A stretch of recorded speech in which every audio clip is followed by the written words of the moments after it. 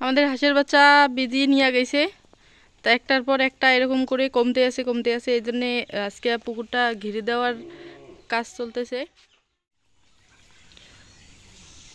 আমাদের হাঁসের বাচ্চা ছিল 8টা, কিন্তু দুঃখের কথা কি বলবো, বাড়ির পাশে ধান ক্ষেত, এই যে দেখতেছেন।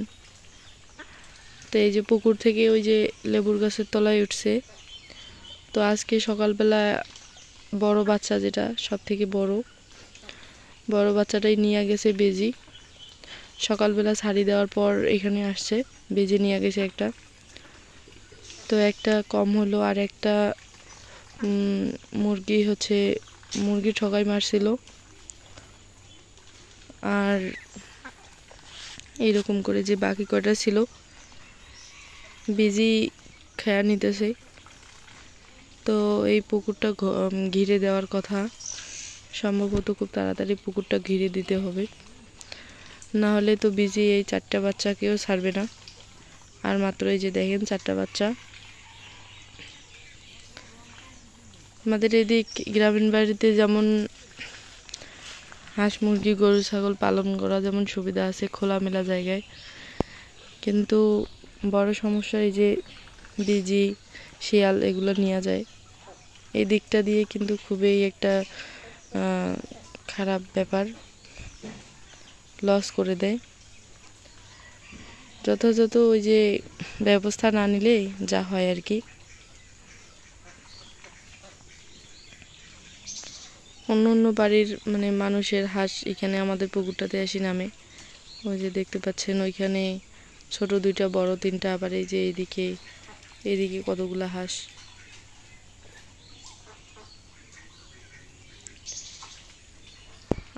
এখন তো বেজি তো ছোট, কিন্তু তারপরে বড় হাঁসগুলোকেও নিয়ে যেতে পারে। এই যে দেখেন হাঁস 4টা কত সুন্দর খাইতেছে। কালকে অবধি আমি নিজেই তুলে রাখলাম 5টা বাচ্চা, এখন 4টা। খুবই খারাপ লাগতেছে কিন্তু।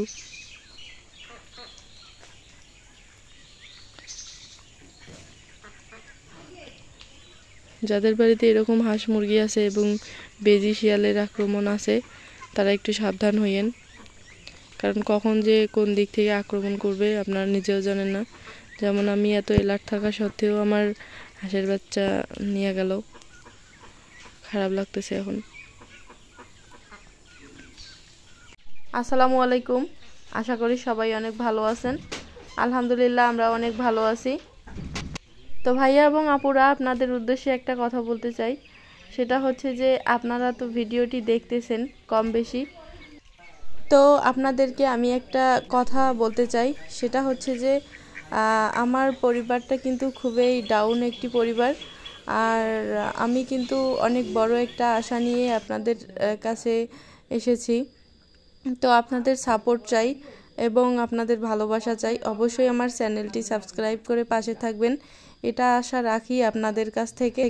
তো ভাইয়া এবং আপুরা, আপনাদের কাছে আমি একটা অনুরোধ করতেছি। সেটা হচ্ছে যে আমার কথাগুলো যারা এই সময় শুনতেছেন, তারা প্লিজ আমার চ্যানেলটি একটু সাবস্ক্রাইব করে দেন। দেখেন সাবস্ক্রাইব বাটনে কিন্তু চাপ দিতে 1 সেকেন্ড সময় লাগে না। জাস্ট আপনাদের কাছে আমি 1 সেকেন্ড সময় চাচ্ছি। প্লিজ দয়া করে আমার চ্যানেলটি সাবস্ক্রাইব করে দেন।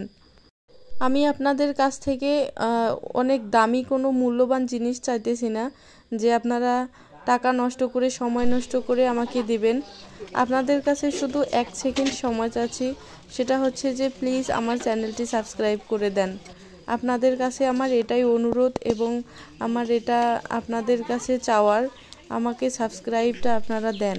আমাদের হাঁসের বাচ্চা বিজি নিয়ে গেছে, তা একটার পর একটা এরকম করে কমতে আছে। এই জন্যে আজকে পুকুরটা ঘিরে দেওয়ার কাজ চলতেছে।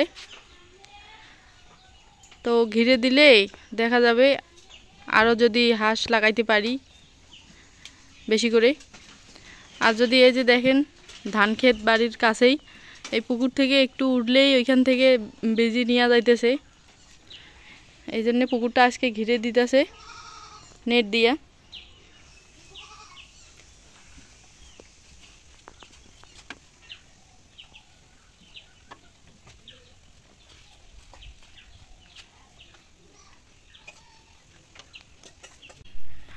আমাদের দেখেন পুকুরটা এত বড়, এত সুন্দর করে মানে নেট দিয়ে ঘিরে দিলাম এত টাকা খরচ করে, কিন্তু কেন জানি মনে হচ্ছে মানে মানাইতেছে না। কারণ মাত্র 2টা বড় হাঁস আর 4টা ছোট হাঁস, এই হাঁস 6টার জন্য এত সুন্দর মানে মানাইতেছে না। যদি এখন পুকুরটা ভরপুর থাকতো, যদি 20টা 30টা বা 40টার মতো হাঁস থাকতো, তাহলে আরও অনেক সুন্দর দেখা যাইতো। তো আমি ভাবতেছি যে হাঁস লাগাবো কম করে, কেননা ভয় লাগে। কারণ যদি ফির আবার অসুখ বিসুখ হয় তাহলে সব শেষ। তবে এখন মানে ভাবতেছি যে যদি হাঁস লাগাই তাহলে একবারে শুরু থেকে মানে শুরু করব, যেমন ওষুধপাতি থেকে শুরু করে খাবার দাবার থেকে শুরু করে A to Z সব প্রসেসিং সম্পূর্ণ করে তারপর আর কি কাজে নামতে হবে এবার।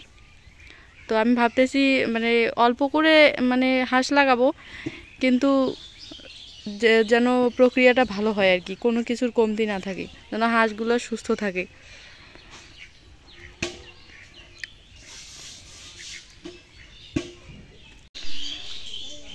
গ্রামের বাড়ি যেমন খোলামেলা, তেমন কিন্তু খোলামেলায় কিন্তু যদি হাঁসগুলো আমরা চাষ করতে চাই, হাঁস পালন করি, তাহলে খোলামেলায় চাষ করলে কিন্তু ভালো হয়, তাড়াতাড়ি হাঁস বাড়ে।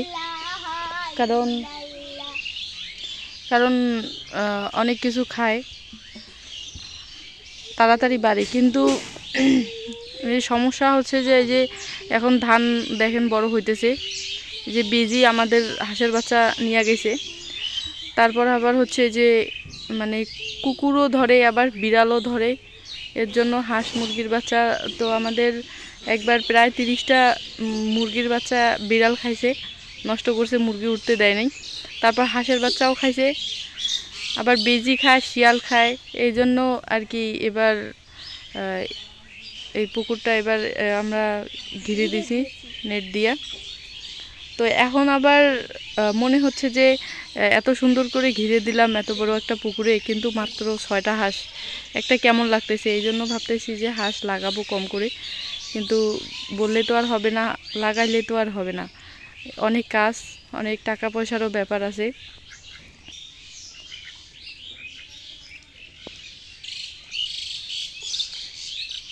আসলে বলাটা যতটা সহজ, করাটা তো মানে অতটা সহজ নয়।